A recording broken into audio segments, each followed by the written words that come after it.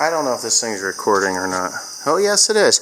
Okay, so I'm back at the 4960, not we. Yeah, so I've been a little concerned about the crankshaft inside, and that thing is really it's eerie to have something that heavy hanging over my head. But it hasn't fallen yet. But anyways, I've been working on this a little bit, not really a lot. I've pulled those 3 cylinders out, and I have not pulled out the other 3, these other 3 in this engine. Gonna do it, not tonight though. There is just a slight little lip on the cylinder walls, you know, so there's wear there.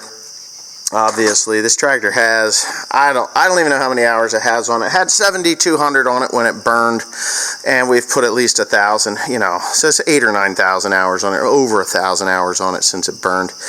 Got my old school micrometers out, and I have a dial caliper there as well. You can see them laying on the ground there.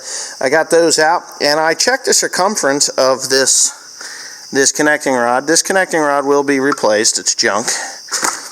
There's no sense in me even worrying about repairing it. I've got the part number there. I'm going to be purchasing one tomorrow. But yes, I did. It's junk. No good. So anyway, I was a little disheartened. I didn't think that it was hammered out, but because the cap loosened up, it actually went egg-shaped. But the good news is, I had Cody turn the crankshaft as I was checking the journals on the crankshaft. Crankshaft journals are okay. I'm going to get that new connecting rod, and I will use my plastic gauge wherever the hell it has managed to disappear from to wherever. I think it better be here. I'm going to kill somebody slowly. Anyway, I do have that plastic gauge. Unless somebody put something on top of it, and then I have to kill them slowly, you know, that sort of a thing. Oh, okay, well, alright then, this is garbage. I can go in the trash. Yeah, my plastic gauge has decided to go on the missing list. Shoot. Well, I can't have got, oh, there it is. Okay. So, I've got the green plastic gauge, I believe that's, there it is, sticking out that side of it, so I have to stuff that back in there. I've got the green plastic gauge, which is what I usually use, and that goes to, 3,000th, I guess. 0.025, 0.038, 0.051, and 0.076. So, it can be like 0.038 would be probably the widest I would want. I gotta look in the book, but I'm pretty sure it could be I think it might be 050. But anyways, it's pretty easy to... I don't think it's 050. I think it's 035. Well, whatever it is. I'm going to check it. Now, I'm going to purchase another bearing, a special bearing for this particular one, because it isn't out of... The crank is not out of round, but this is. It ran for a very, very, very short amount of time. But it definitely is not square anymore. It's not round anymore, so that has to be replaced. I am definitely not worried about the crankshaft. I know there's a lot of people that are going to say, "Oh, well, that crankshaft's going to be junk." Well, now it may be maybe a little bit sloppy. I don't think it's going to be sloppy. I'd rather have it too sloppy than too tight. So I'm going to mic it again tomorrow. I have my dial sliding caliper there, dial caliper,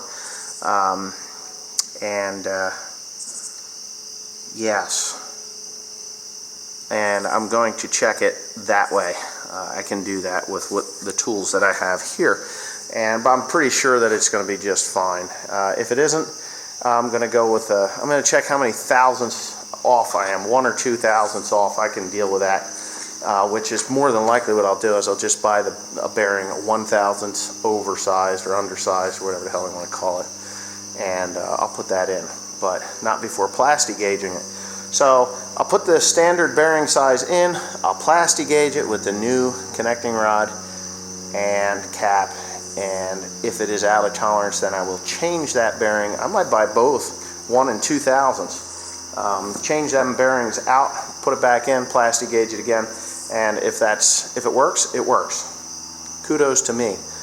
You don't want it too tight because you'll spin the bearing again. You do, but you know, I've got 99% of the crap off of the crank shaft.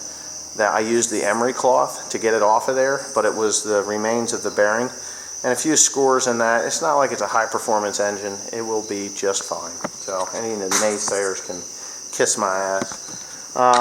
But right now, that's not really what I'm going to work on. I bought a new tire for my 730 propane because Cody smacked into it with the baler.